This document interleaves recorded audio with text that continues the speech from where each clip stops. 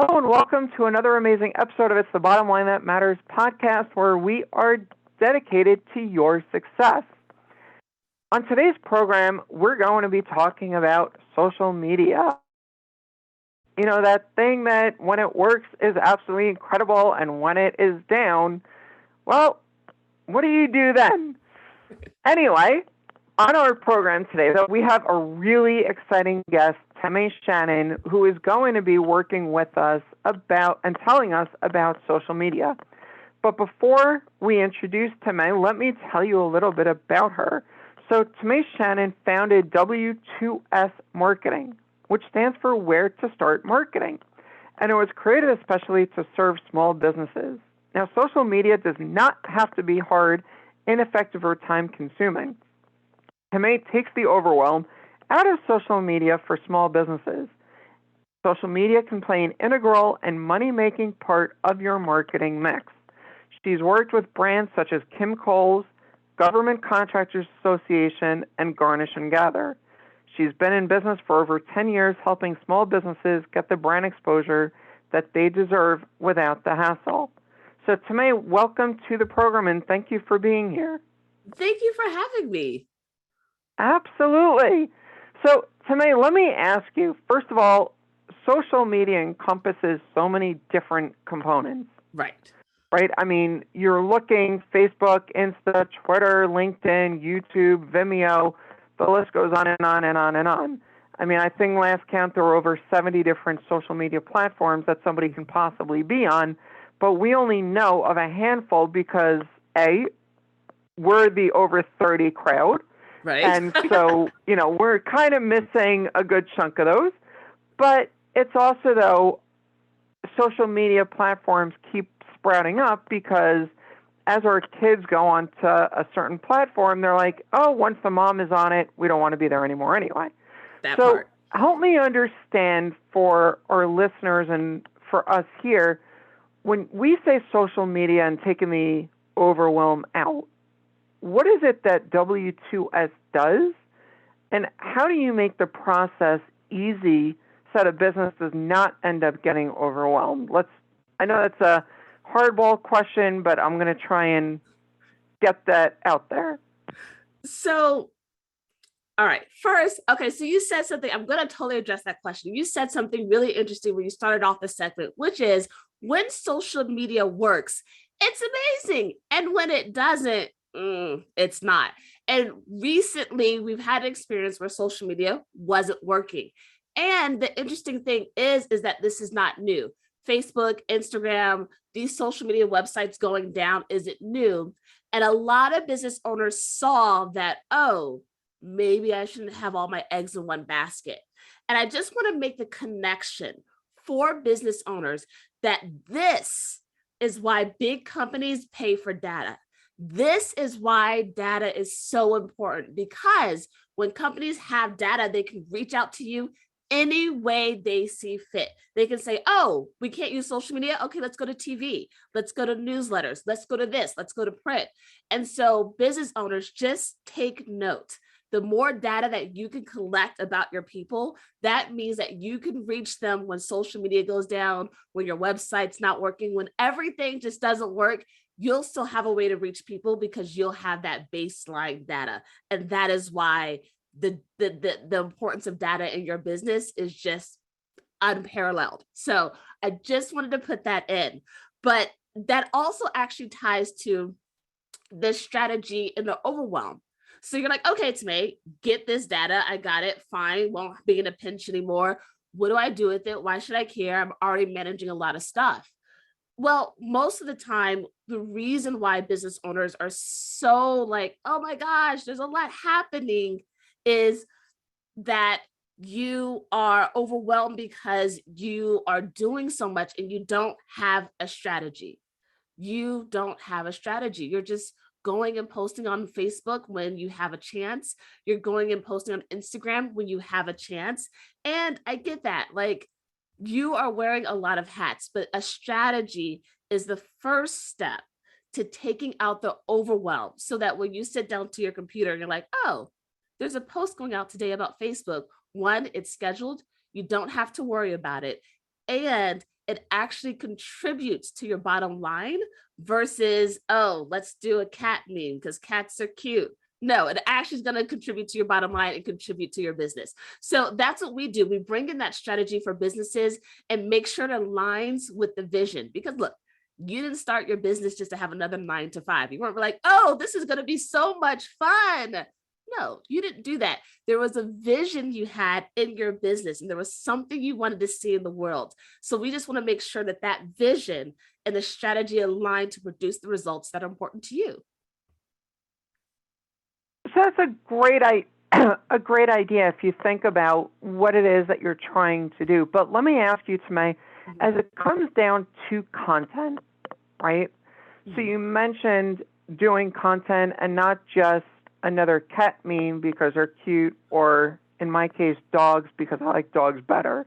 Nothing against the cat people, or horses even more, especially Patricia and me. But when it comes to having content going out, so what is it that I want to be doing with content? Because so often we're seeing people that are going out there and they're running promotions all the time on social, and that's all they're doing. And sometimes they're not doing anything promotional. They're just putting out, those cat memes, dogs, whatever. And then you also, of course, have, and this is multiple steps in the question, but personal versus business profiles, right? Because a lot of people are using personal profiles because when you friend somebody on Facebook, on Insta, whatever, it's a lot easier to actually get them to see your personal profile than a business profile. So as it relates to content and sharing it, whether it's business or personal profiles, and again, Facebook, Insta, LinkedIn, we're not trying to shortchange what they're doing. So guys, please don't come down on us. We're simply throwing out a statement and trying to get clarity here. So as it relates to that, where do you recommend people? I mean, there's a strategy, of course, behind it. Can you give us an idea, though, what that strategy may be? So the whole purpose of content is to share why I should care about your business and why I should buy your business. That is the whole point of content. So content is not there to make you feel good. It's not there to be like, ooh, look at me, I'm awesome. Because as a person on the other side, I don't care. I'm like, well, what is this going to do for me? How's it going to impact me? Why should I care? So the educational piece of content, the content that's not promo, that tells me as a person just out there in the world why I should care. It's like, oh, I should care about skincare because as I get older, I'll get wrinkles. I don't want wrinkles. Okay, I'll come in for a spa treatment. Okay, so that's what the education does. It informs me of why I should care about an issue or how to solve a problem. And then the promos come in where it's like, and hey, you'll have a little, you'll have a sale, or you'll just be like, hey, this is where you can get that problem solved. So that's where the promos are. But if you don't tell me what my problem is and how to solve it and just inform me, then I don't know that you're the one to solve it. So that's why you have to have the mix of both types of content. And then it's super easy and it's super tempting to be like, oh my gosh, Facebook won't let me be great. Facebook is like, hey, we want you to do a business profile if you want to do business with us. And that might not be something you want to do. It might just be easier for you to be like, oh, well, I'm just going to tiptoe over here to my personal profile and do all my business that way. Tempting. I know, but don't. And again, it goes back to data. On a personal profile, or when you have anything personal, you can't do that data. You don't have the data. You don't see who looked at your post. You don't see why they looked at it. You don't see how long they looked at it. You're just like, all right, a couple people liked it. I think it worked. And in business, if you want to replicate success, you got to know how you got there. So if you don't know how you got there, if you don't know that, oh, it was this type of post or this type of campaign, then there's nothing that you can do to replicate it. So that's why, even though it's tempting, don't go the personal profile, but really make sure that you have a business profile. And then when you're like, okay, So how do I share? Is it like, do I share what I had for breakfast this morning? Do I share about my puppy? What do I share about? How personal do I get? And that again depends on your business. Because let's be honest, if you are, I don't know, a plastics manufacturer, I don't really care that you had eggs Benedict for breakfast. I'm like, I don't, that's not okay, fine, weird, but okay. But if you are a brand where I really need to know you, the CEO, the person that you are the brand, then I want to be a little bit more intimate with you. And you still don't have to share what you had for breakfast, but you can share little details about moments that you've had in your life that really crystallize into why you're in business or why you share the way you share or why you do the things you do. You can share those pivotal type moments. So, do you support the vulnerability idea on social? As an example, I'll throw something out that I've been doing.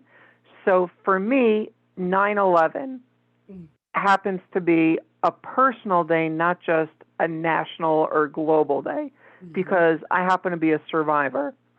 So, as it relates to that, when I share content around September 11th, I, on my brands, change the banners. I change all that information to being more reflective to September 11th. Whereas other brands have gone to a point, and I'm not judging them, but September 11th, now that we're 20 plus years now after the event, they've stopped holding it to the same level of reverence that it once was.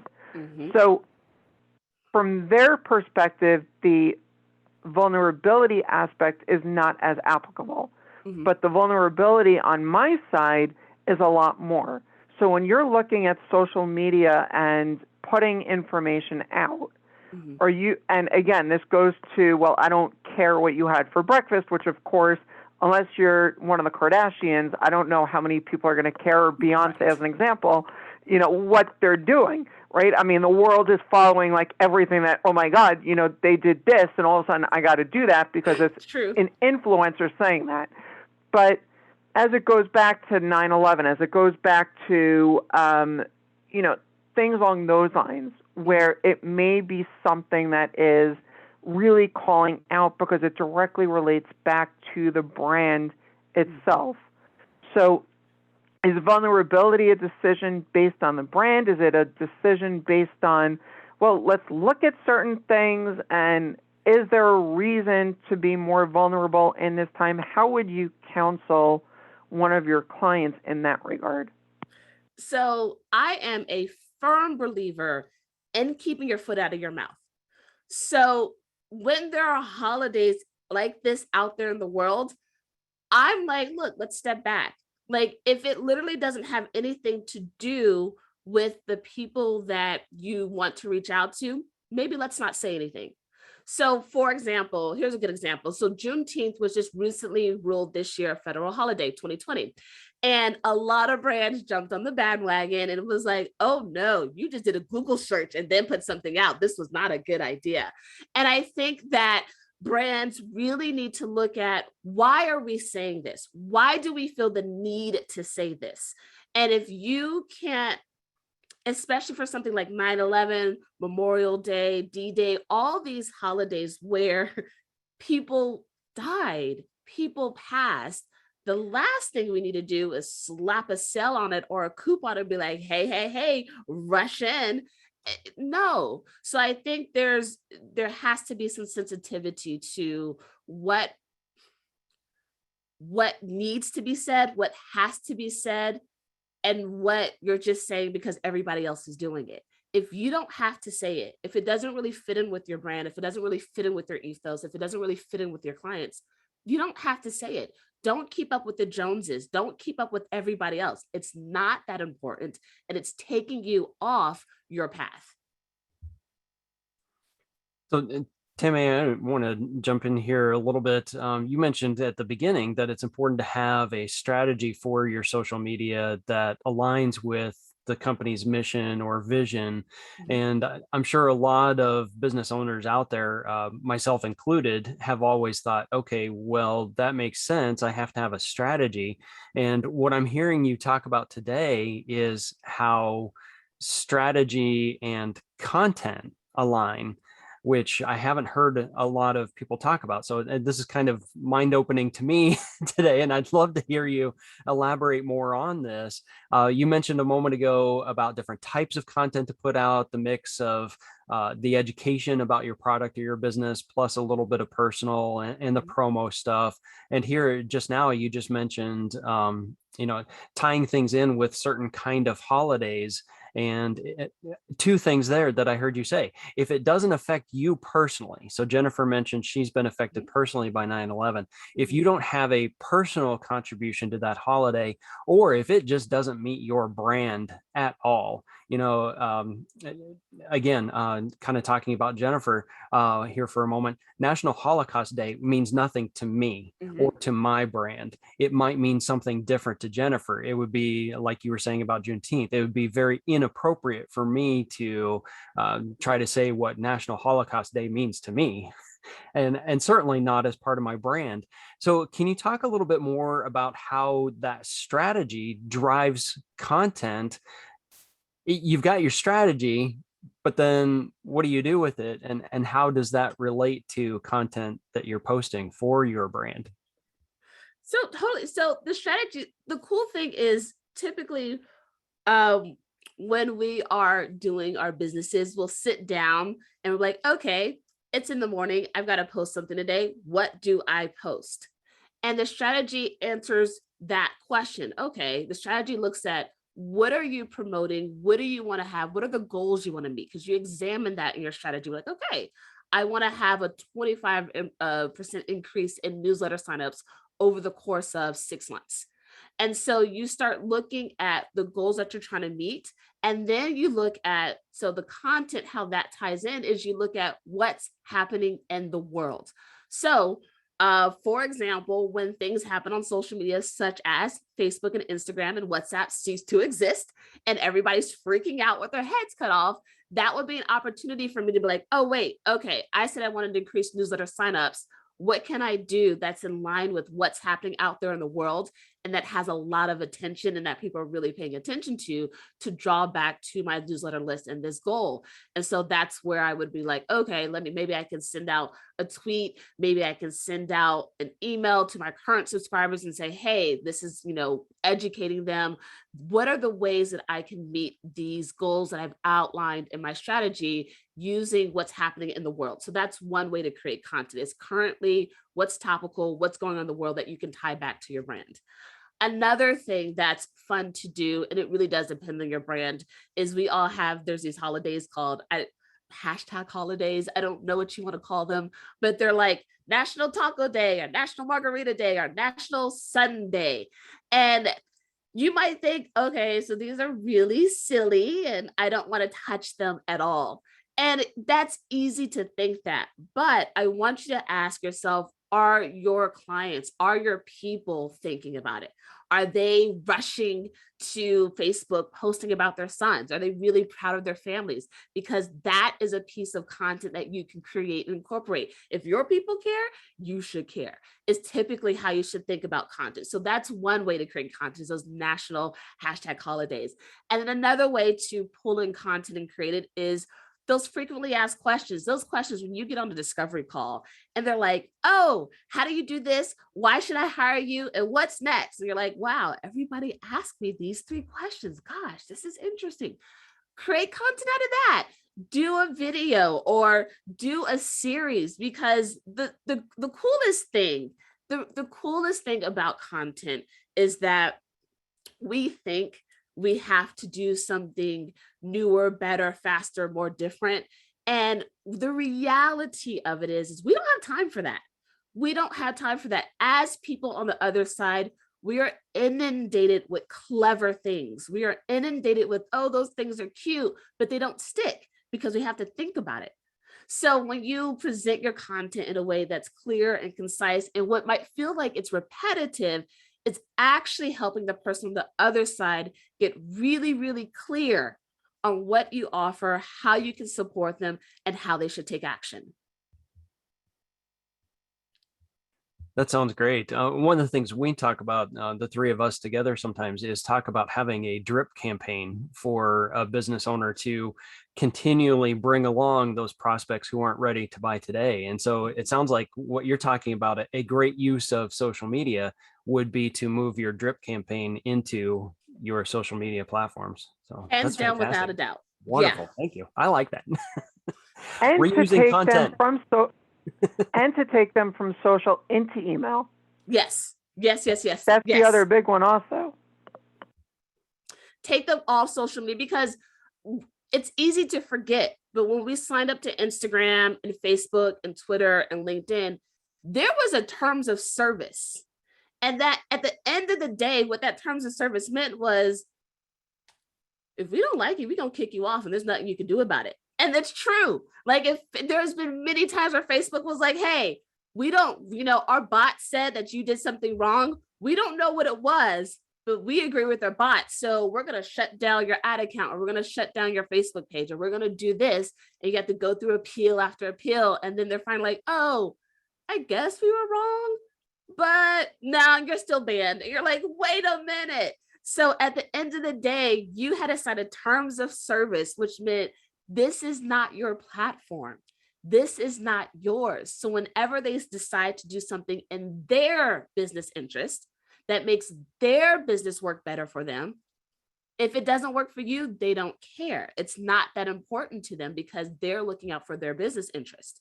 So yes, taking them off those platforms, driving them to another, whether it's your newsletter, whether they give you their phone number so you can text them, whatever it is, but making sure that social media isn't your only point of contact. Right. I mean, that goes the other day when Facebook, Insta, WhatsApp, Messenger went down. I put out a blog post all about being the destination, because if you continuously let other platforms control your destiny, you're completely reliant on their fate. And if Congress is going to be taking action against Facebook, like a lot of talking heads are talking about, especially in the wake of recent revelations that have been brought to life, there's going to be changes that may be coming down. So you really want to be thinking, what are you going to be doing? For those of you that may remember, back in 2019, Black Friday, Insta went down. I mean, Facebook went too, but Insta was down Black Friday. There was a whole bunch of companies that had an entire strategy all around getting sales information out for Black Friday on Insta, and the platform went down. Yeah. Guess what? How many millions of dollars in lost business happened because that's where your sole program was? So again, you want to be looking at, as Tamay, Daniel, and I were just saying, controlling your content in as many places as possible so that people are going to continue getting you. So let me ask you, though, there's so many ways that people overlook uses, though, of social media. And it's really a lost opportunity. Can you give us a couple of ideas what those lost pieces and opportunities may be? And if somebody isn't thinking about it right now, that they really should be? So a couple of the different ways that you can use social, because it's easy to be like, oh, I'll use it as a promo flyer, or I'll use it as a catalog or whatever. And so the cool thing about social is that you can get instant feedback on what people want to hear from you. So literally that is one way you can use social. If you're like, I don't know if I should create this program, I don't know if I should develop this product, I don't know. If you have an attentive and engaged audience, ask the question. You can go directly to them like, hey, I'm thinking about creating this product. What do you think? What would you add to it? And people love to tell you what they think, especially if they're invested and love your product or service, especially if they're excited to support you, they love the brand. They'll be like, okay, let me tell you how this should work out. And they'll just give you a whole rundown. And so that content is so rich because it's, for lack of a better phrase, from the horse's mouth. So testing ideas is a great way to use social. And then another way to use social that I think we forget is networking. Actually networking, like meeting new people and reaching out to people and actually forming relationships. Like that is a wonderful way to use social media. So whether it's sliding into the DMs of somebody or DM somebody on LinkedIn, actually developing those relationships on social is a great way to expand to people that you normally wouldn't have access to or a reason to even know. So for example, if you are, let's say you are a clothing designer, you're in the fashion industry, you want to pursue a collaboration and you're looking on social and you see this painter in Japan and you just love their work, that is an opportunity to start a relationship and say, hey, I love your work, I would love to collaborate. There's no other way that that could happen. You're not going to randomly run into them in your hometown networking. So actually using social media to really network and get out there and shoot your shot. Shoot your shot and taking risk that you be like, I don't know if this is like, you know what? You never know what happens. Go ahead and do it. Shoot your shot. So social media is really, really great for networking and shooting your shot. And then finally, research, and then more research, and not research for your clients, but research for the bigger projects or things that you want to get into. So for example, let's say you're like, okay, I really want to close this $500,000 deal. And what do I need to do? Well, first look at who's running the conversation, who is that point of contact, get to know them by investigating their social media, get to know what's important to the company by looking at their past social media. So it's that deep investigative research that's going to allow you to build the connection, that's going to allow you to tell the story, that's going to allow you to really construct that proposal in a way that they will care about, that they will listen to, and that they will turn up for. That's great. And I know as you mentioned, take the shot. There's a famous saying by the hockey great Wayne Gretzky, you miss 100% of the shots you don't take. And that's really totally true because you really want to be doing everything you can. So think about what you can do. Use polling features on social media also to get an idea what your audience likes, dislikes, where they're interested in learning more information, what you can do with it, where you can go from here. And remember that what you're doing is also, you really want to make sure that you're not going to be always out there promoting, always out there posting generic content. It's about having a mix of information that's going out, right? You want to be listening to what's going on and interacting in general conversations. You want to be influencing people in terms of guiding them in different directions. You want to be putting out generic content as well as promotions, right? If you're only doing one of those, or 80% is one of those and the other 20 is a mix of the others, people are going to get tired of you and they're going to stop following you. They're going to just mute you out because we've become so immune to marketing messages. And so you really want to be thinking about what it is you're doing. So Tamay, I want to thank you so much for coming on the program today. So let me ask you, though, I understand that you've got a special offer for our listeners. Can you tell us more about what that may be? Yeah, absolutely. So we've been talking about your strategy and making sure that you have that down so you can take the overwhelm out. So I've got an action guide that really takes you through, it's everything you need to create your strategy, and it's perfect for at the top of the year when you need to realign your business, when something changes and you want to make sure that the path forward is actually the path that's going to get you to what you want to have in your business. And so it takes you through all of that. You write in it, it's free. And my goal with this book is that it is used, that at the end of the year, it's dog-eared, it has notes in it, that it is something that really takes your business to the next level, and also make sure that you have one space so that everybody is aligned and everybody in your business knows this is how we're going to move forward. Great. And Tamay, let me ask you, how can people find out more about you, and how can they get this action guide? Yeah, so the easiest way is Instagram.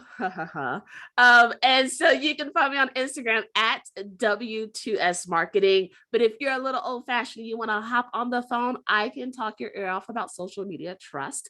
Go ahead and set up a call on my calendar, and you can just email me, Tamay, Tamay, at W2S Marketing, Tamay at W2S Marketing.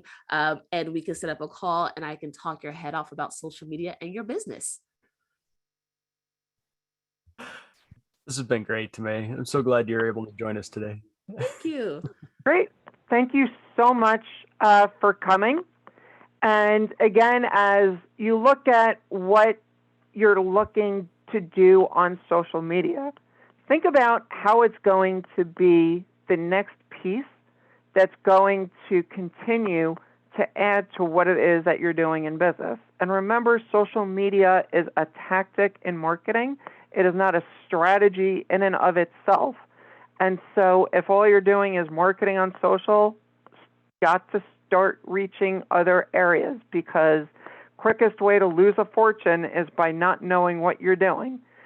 And so because we are dedicated to your success, we're trying to make sure you realize exactly where it is you're going and what you are wanting to actually start doing. And so with that, thank you very much for listening to another episode of It's the Bottom Line That Matters podcast. And here is to your success.